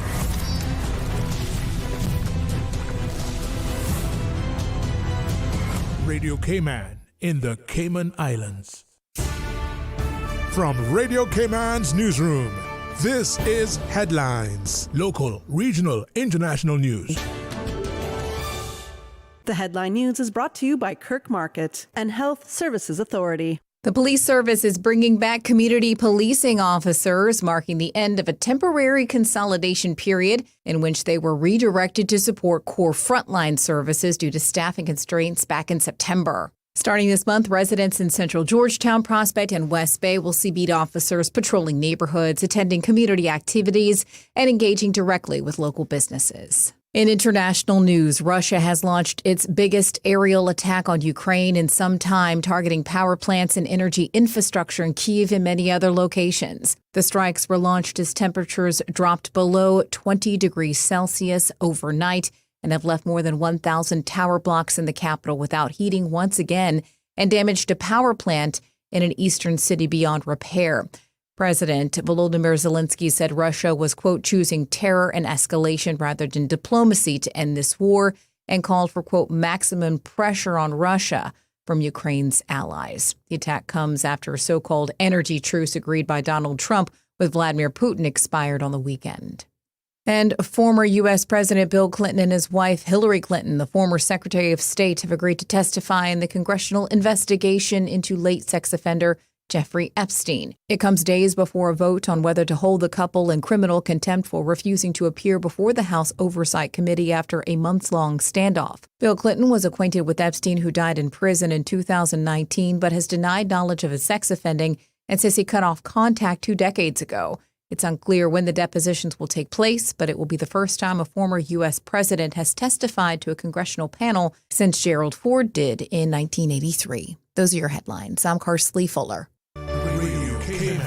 More news available at www.radiocayman.gov.ky. Check out our social media pages: Facebook, YouTube, X, formerly Twitter. Radio Cayman Headline News.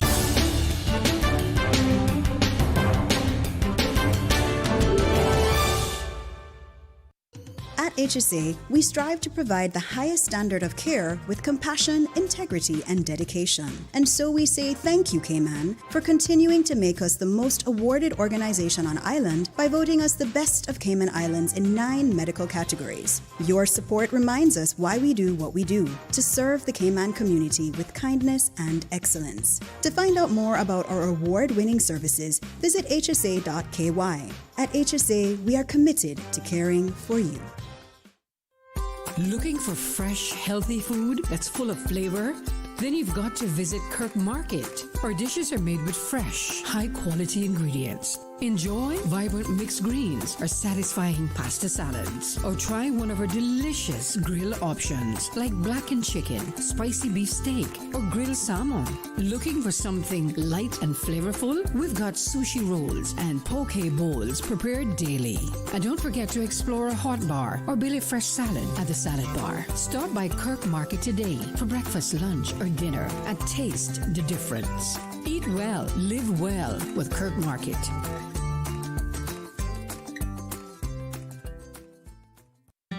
This Ash Wednesday, February 18th, celebrate harvesting harmony at the 57th Annual Cayman Islands Agriculture Show from 7 a.m. until 6 p.m. Food, farming, culture, and community come together at the grounds in Lower Valley. Hosted by the Cayman Islands Agricultural Society and the Ministry of Agriculture. This one-day extravaganza is packed with Caymanian pride, family fun, and great prizes to be won. Don't miss it. Follow Cayman Agriculture on Facebook and Instagram for all of the details. Sponsored by the Department of Agriculture, Pepsi, Quality Feed, Ale Thompson's, Terra Vegetation and Maintenance, and Radio Cayman.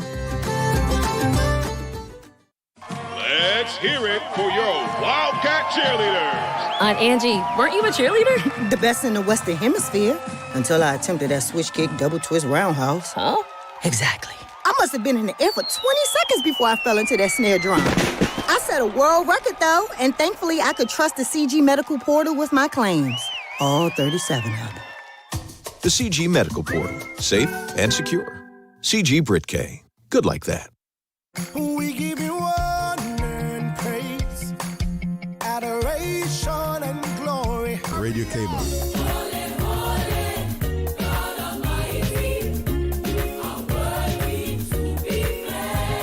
Praise time. Praise him, praise him. Come on, let's praise the Lord. Come on, let's praise the Lord. Praise him in the morning and in the evening. Oh, let's praise the Lord. Praise time in the morning. Praise him, praise him. Weekdays 6 to 6:30 a.m. Radio Cayman, waking you up. Rock my soul in the blues of my favorite. Rock my soul in the blues of my favorite. Praise time. I know he cares. He'll always be there. Oh, yeah. Praise him, praise him, praise him. Praise time. Set your clock for 6 a.m. or you will miss it. RC Fusion is proudly brought to you by TCE Paint Shop, Farmers and Artisans Retail Market, and My Candle Cleaners. RC Fusion, weekdays 10 a.m. to 12 midday, right here on Radio Cayman 89.9. RC Fusion. Radio Cayman Energy. The Buzz with your host, Kathy Miller.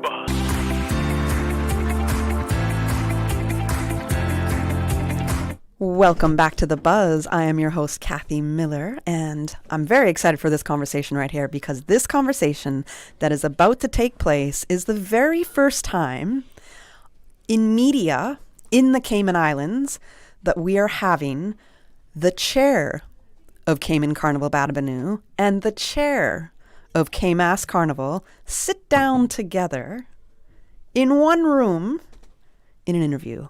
So I don't know. A part of me is going to be like, maybe it's because I've had a great relationship with Donna pretty much since I moved here. Jermaine is one of the first people I also met since I moved here. I don't know if he's ever going to remember inviting me on a fam trip when you worked with DOT. At the Westin. It was also, I think we went to the Bracken Little Cayman. Yeah, but I met you at the Westin at a dealer's as a travel at a farm meeting. That's where we met? Yes, at the Westin. I didn't know it was that. Okay. Specifically remember that, yeah. Wow, that's crazy. I have to hear this story because you have to remind me of that. But that's later. Off air for that. So I've known both of these individuals for a very long time. They've both been real drivers behind what they're passionate about. And these are two very passionate individuals. I want to thank both of you for agreeing to come on Radio Cayman and speak with me for the first time together in an interview in media in the Cayman Islands. So I'm proud of both of you for doing this. It's going to be a beautiful discussion. Nobody's throwing no rocks in this discussion. That is not what we're here for. But for those who might have been, hiding under a rock and didn't hear that we have now come together again.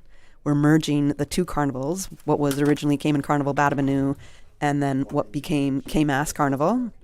We are now merging into one carnival. Is it one Carnival Cayman or is it just called one Carnival? One Cayman Carnival. All right, so welcome Donna Myrie, Chair of Cayman Carnival Badabanu, and Jermaine Sharp, Chair of Caymas Carnival. I'm really happy to have you guys here. Thank you so much. Good morning. Everything that we want to hear right here. This is we're just going to get right into it. No more long talk from me. So for the listeners who may not fully understand the significance of this moment or know the history behind Carnival in Cayman, what does one carnival mean for us, for the Cayman Islands? You want to start or you want me to One carnival means, I guess we could start together because we're united in this effort, and one carnival is a historic moment for Bada and Caymas and the people of the Cayman Islands, and we're really proud, especially for the vision of the Minister of Culture and his ministry for creating Heritage Month, which has made this unity possible. And it's something that I think is long overdue. The people been calling for it for a while, and years. and to be able to just come together full circle at this time with everything all the right things in place. Heritage Month, everything making this coalesce into something that is going to be part of that is going to make it an exciting event to be a part of. So why was it important for Bada and Caymas to come together right now? Because it has been years, guys. We've tried to sit at the table for years, and it hasn't happened. I think it has a lot to do with the people. It has to do a lot with the people that was involved. It had a lot to do with just right things at the right time with the right discussions. Government involvement is paramount in this one. Without a doubt. And we've seen meetings with successive governments, and the merger has failed. So, like, I keep applauding the new ministry, and especially Tanis Barnes, who's very, very vested in this effort. And like Jermaine says, the players have changed and respect has come to the table now. And so that has made all of this possible. And I'm really proud that we've done it. And I know the community is excited and looking forward to everyone going down the road once again, celebrating all the things that both carnivals give to the people, the high energy, the wonderful costuming, and for Bada the cultural elements and the heritage and the preservation of that we all believe in. So to come together and give this to the community is something that we're both very, very proud of. Couldn't say that better. Like there's been a lot of moving parts for sure, Kathy, and like Donna said, don't get us wrong, and I'm going to be very blunt and honest with this one. And Donna, I speak outside of this. Yeah, we all do. We do not see 100% eye to eye on everything. It's just a fact. Mm-hmm. We have different vision of stuff, but we all have the same goal. Yeah. We all have the same end result. We're doing this for the people of the island. We're doing this because we enjoy and love what we do. We do not do this because there's some great end goal that's going to put us on a pedestal that people are going to bow down and worship. That's not what we're here. Mm-hmm. We love Carnival. I've been doing Carnival as long as I can remember. I've been doing Carnival since Carnival started on Shedden Road by Jake Scott and went to town. I think Donna's been doing it longer. I think without a doubt, there is no denying the respect and the the accolades that a 43-year-old traditional carnival. I mean, Bada, it's undoubted that it's the mother of carnival in the Cayman Islands. We started all things carnival. Mm-hmm. Promoters are able to have great events because of a Bada, because of a carnival. And so to come together like we've done now is wonderful, to respect the 43-year-old traditional carnival. Mm-hmm. Bringing together the elements that we bring to the road is going to be something for the community and sponsors and the revelers to be a part of, and it's historic, and we're looking forward to the bands launching and getting out there and being a part of this momentous occasion that will be jumpstart years of thriving together as one. And I've seen a couple of announcements since. I think Calabra might have been the first band that I saw announce, bam, here we are with our costumes and all the rest. So I know that the people are waiting for this. People want Mise is out, Party Animals is out. Actually, they've been the first out. Mm-hmm. Mise, Ascend Mise is coming back out. And just to say, too, we've chosen collaboration over competition and contention. Mm-hmm. And the time has come. And there's no better time than now. I mean, the country, the island, the people, we all need a healing. We need a new rebirth. But we can't let go of the old. So we feel that coming together, blending our two energies and resources especially, because sponsors have been on the fence for many, many years. Yeah. And so now that we've come together, we can present a unified proposal for the future of Cayman Carnival. for our people, because there's no denying. Sorry, am I like No, keep going. talking too much here? There's no denying that it is a tourism and a cultural benefit and product. You know, we look forward to speaking with the Minister of Tourism, because he has yet to sit with us at the table so that we could show him our plans for bringing in bodies of carnivalists, because carnival, there's a body of people that follow carnivals from one country to the other, and that's why sometimes maybe the timing may have to change for our date, because we're conflicting with like maybe 4. So I know that these guys always like June for a carnival, but really and truly May, and the first weekend in May, is the best time, because it's a block out period. There's nothing else happening, whereas the 23rd, which is what our ministry has chosen, is conflicting with 4 other countries' carnival. So whilst we're going to celebrate as one on May 23rd, we look forward to a reshuffle of that date for sure for 2027. I hope so, because that's part of the feedback I've also heard. We want to heard. respect other countries' calendar events. Yeah. And, you know, we have one already, and, you know, it would be nice to go I back know. to So first I weekend do in want to May. say right here, Donna, that I do suspect, I'm a little suspect of the ministry's choice of this date, because of some of the things that you mentioned. Some of the people I've talked to locally just saying, well, I mean, I'm not going to mention who the DJs are, but I know there's a bunch of DJs going to do Orlando Carnival, for example. But we've right? introduced that kind of a stuff. new Heritage Month. Right. So a lot of things have shifted in the month of May. Right. Yes. But we also Well, I could originally wanted a long weekend, and finally Badabanu got a long weekend. So I know, I get it. So I could speak to the date choice, and that was done in collaboration with other government departments as well. So what happened? There was input. The ministry reached out to other ministries, and they were talking about carnival and cultural month, etc. One of the main reasons this weekend was picked in particular is because, in their eyes, it didn't conflict with any other regional carnivals, Caribbean carnivals. Honduras, Orlando, and Atlanta have carnivals that weekend. Okay. That's one. But they didn't think that that would affect Cayman.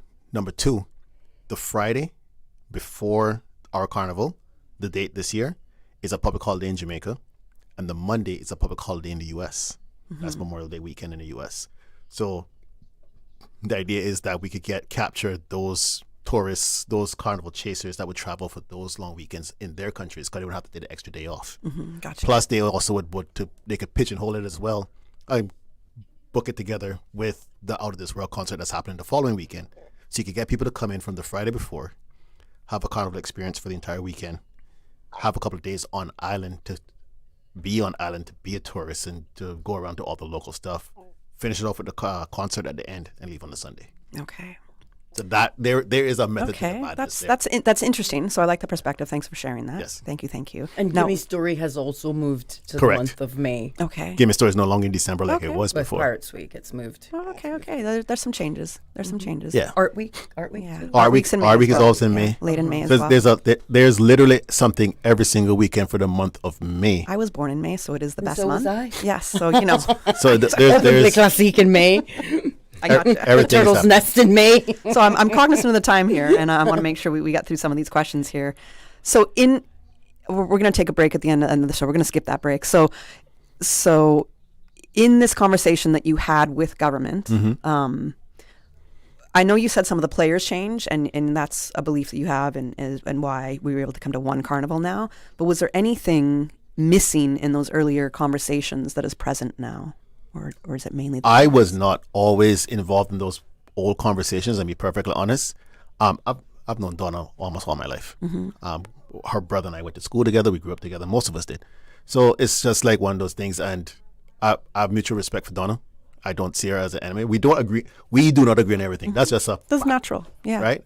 I think what we have is respect. But we have and mutual that was respect very lacking with the prior players. Okay. Very much so. Okay, that's a big thing right there.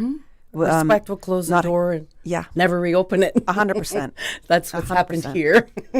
Okay. Now I know I asked the question with, what was the major reason for it coming together, and Donna, because I had the private conversation with you according to what the streets were saying, right? And Jermaine, we just talked about it very briefly before the show started, but I freaked out in understanding it wasn't just a rumor, but an understanding that there was a whole organization trying to come from another country, I think it's Jamaica, to look to clean out K-Mass, to shut down K-Mass, and then to come and pretty much shut down Badabanu. So there was going to be a third carnival introduced. And I was livid at this idea, livid. And some people are saying, hey, if we can't get it right in Cayman, might as well bring in a foreigner. That also made me extremely livid as a foreigner in Cayman. So can you address that elephant in the room? I can definitely speak to this. I've been trying. We've been working behind the scenes on merging these carnivals since July last year. Yeah, that's when it started, right? We've been talking a few years back. Well, this round, this recent round, yes, started in July. After input from the police, the ministry, etc. I've had group meetings with the bands. And then I remember specifically in October, I called every single band leader individually and sat and spoke with each one of them for an hour plus each time and told them what the plans were.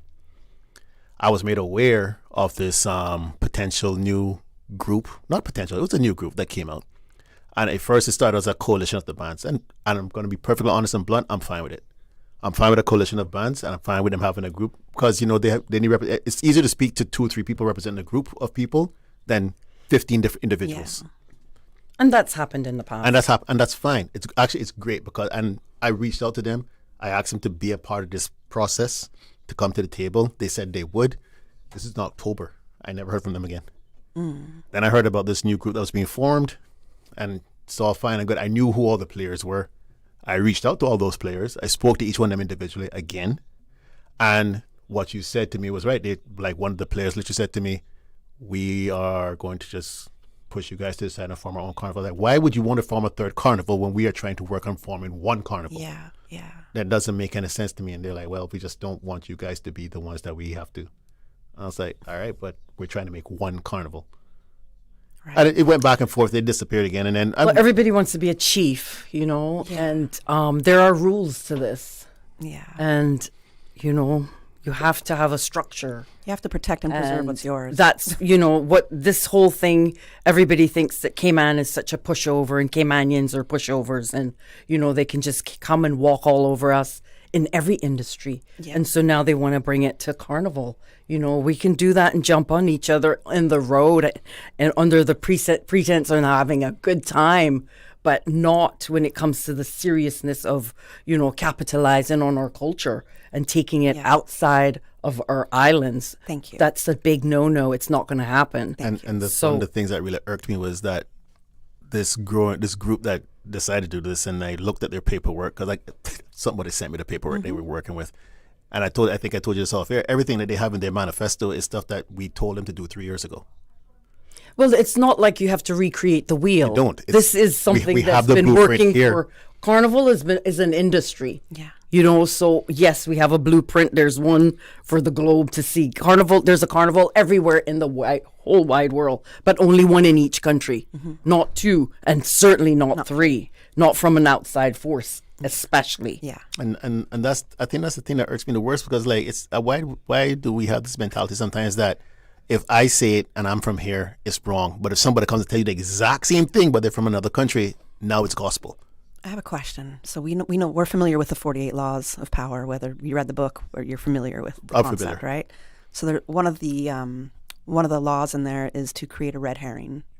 You know, so in the sense of, do you have any idea in your mind that perhaps this third carnival thing of let's wipe out K-Mass, let's wipe out Badabanu, do you think perhaps that was maybe just a red herring in order to get Absolutely you guys? not. Okay. Absolutely not. And how I feel is, how do you wipe out a tradition? How do you wipe out something that's 4 decades old, something that has been the mother of Carnival in the Cayman Islands? How do you wipe that? How do you kill your mother? You know? Yeah. Why would you do that? Yeah. Come and join forces and make it better. We have the best island. It's safe. We have the best parade route, which I have to say, under Badabanu, we lobbied and made West Bay Road a parade route. It didn't suddenly become a parade route, okay? That took years, and we have the best, I have to say, because I've been to a few carnivals regionally in the the roads, you will break your ankle. Like you will, this is a fantastic road, and it's famous. We're just trying to break our It's back when we're out famous, there, right? you know? So why not put our resources together? And that's what we've done now. We've put our resources together, less strain on the country, on the government, on all the on the revelers. Yep. The environment, everything. So we have come together to make it better and bigger and phenomenal, and it's a historic union. And I have to say, at this point in time, it's very disappointing that the bands would be encouraged to sit out 2026 and have the threat of not being provided with music trucks and whatever for the third carnival to actually be a reality. I think it's petty, it's silly, and we're ignoring the bigger picture as always. And so while we're on air being totally candid here, it's good for the people, the community, the sponsors, the government leaders to understand what is actually happening with our carnival product. It's 911, okay? Yeah. And it's not just money, it's energy, it's care. It's care. I have not sat at the helm of Badabinu all these years willy-nilly. I care. It's my blood, sweat, and tears that I have put in this for over 2 decades. So we have made carnivals happen, like pull them out of the air, okay, when we've had a renegade happening, you know. Sorry, no pun on that word, by the way. You know? Yeah, we have to be careful there. It looks like we're gonna have to do that again, but people are always so willing to listen to the negatives, and that's in every realm. And for us to be so excited, and for negativity to be cast out there on such a beautiful product, it's such a disappointment. It is. But let me tell you, I echo the pettiness. When we posted, when we finally posted on our social media that we had merged as one carnival, the response from the public, overwhelming, not just locally but internationally, has been through the roof. Awesome. There's people who I know personally who has decided not to jump in years because they didn't want to pick a side. Yeah. Have now saying they're booking their costume. Good. People who reached out to me and said they're flying in for this. People have said like they're no more competition. It's one weekend. Good. It's everything in one place. So like again, like we looked at the statistics on one of our posts. 76,000 independent people viewed the post, and that's organic. Yeah. That wasn't, we didn't boost it, anything. Like 76,000 plus people. Well, we're in a 1 week being period. watched. I mean, we're on the map. People are looking at Cayman Islands. They're looking at everything that we do, especially our carnivals, and they see a weak link. And now that we have solidified this with this union, there's no infiltrating you can't of play this. It's not going to happen. Can't play one against and I anymore. just said no competition. Mise and Badabinu will no longer compete. We will now collaborate. However, we have agreed, and I'm proud to say this, that we will introduce a competition on the road this year. So we're going to do best one Cayman Carnival band and best spirit of one Cayman Carnival. So this is a new element that we're introducing. Mise has not really ever done competitions. No. So we've agreed, since we're going down the road, we're sharing the road on one day. We're doing this historic moment of, you know, reenacting the old and coming back together and in union. So we're going to have a competition. So that's what I want to know. Is there, because there is Badabinu and there's Mise, so is there elements of each carnival that you're bringing together? On the road, it's going to be one carnival, but we're both still two entities. Correct. Got you. Okay. Yeah. And we can you lay that out for me a little bit more? Well, Mise exists, Badabinu exists. On the one day that's been mandated under Heritage Month, that carnival will happen and be a reality. We come together as one under the umbrella of one Cayman Carnival. Okay, gotcha. Same direction, same road, same ending, a different party, because that day and that night is a whole new experience for everybody, the community. But again, so because of how we are, how we work, we're going to have our calendar of events as well. So there's going to be calendar of events. Leading up. There'll be one Cayman Carnival endorsed events. There'll be Mise endorsed events. There'll be Bada Banua endorsed events. But we're going to all support each other's events. Got you. And who's at the head of one Cayman There's no Carnival? head. There's no Tanis Barnes from the ministry is at the head, and Jermaine and Wayne and myself and Wendy sit at the table. So they have 2 representatives. We have 2, and then Tanis Barnes from the ministry heads up the new. Gotcha. The new so if there's organization. any stalemate, anything like that, Tanis is the tiebreaker. Okay. 5 people. Because it's how do we ensure that this partnership remains community driven, culturally rooted, and that we don't go through this division of carnivals we've come again. together, and it's taken years, and now that it's happened, we're going to ensure that we continue to build on this and make it thrive for generations to come. Carnival is something that it's in our hearts, it's in our bloodstream, I swear. So, I mean, I think my son goes, Mom, are you going to do this forever? I'm like, maybe they'll take me down in a wheelchair, but we love this thing called Carnival. We want it to blossom and bloom and benefit the generation coming behind, and to be a tourism product too, because this is what people travel. It is a tourism product. It is. Yeah, people travel, like we say, they are carnivalists that go from country to country, island to island. Now, what was the latest country to introduce a carnival? It's a small Eastern Caribbean. No, I'm not going to know this. I can't even know. Okay, it's.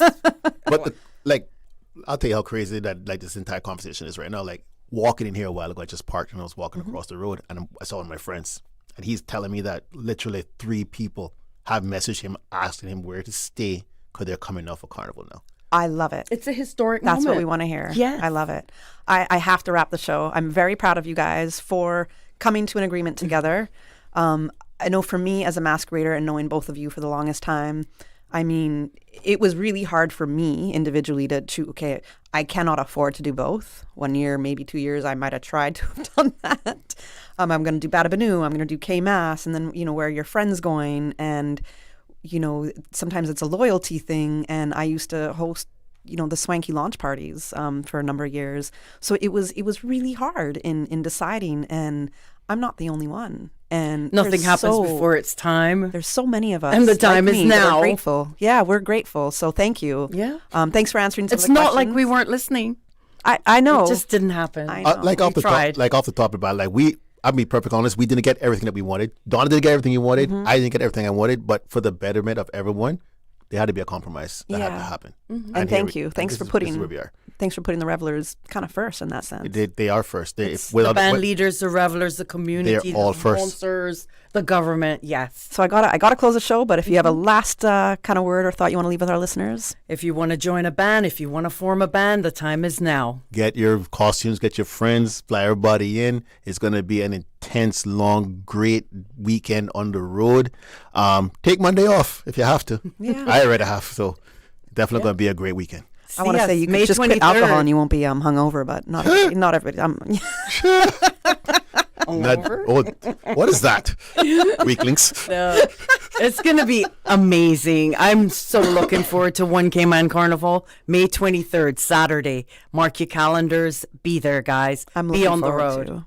Awesome. Thank you so much for coming on Radio Cayman on the Buzz program with me to have this first discussion ever together. Yes. All right. Yeah. Awesome. One Carnival, here we come, May 23rd. I love this guy. Hey. The Buzz. The Buzz is proudly sponsored by Cayman Insurance Center, specializing in property, life, and other lines of insurance products and services. And Kirk Market, experience a world of choice. And Automotive Art Cayman, your car, our passion. And by Dorman Day, celebrating 10 years of opening doors to brighter futures. Visit dormanday.ky. Shaken yet standing firm. This is Radio